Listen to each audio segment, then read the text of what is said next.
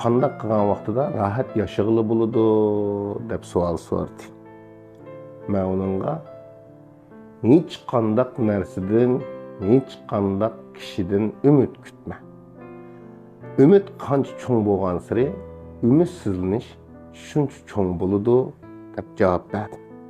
Bu hayotimizda manfaat birlik kelsa, notanish kishilarmi yaqin do'st bo'la oladi. Manfaat chechilganda, birlik kelinmaganda bo'lsa, yaqin do'stlarmi notanish kishilarga aylana oladi. Kishilik turmushdagi, bu dunyodagi mustahkam put dal manfaatning putidir. Shuning uchun hech qanday kishidan og'rinma, hech qanday kishidan ortiq umid kutma.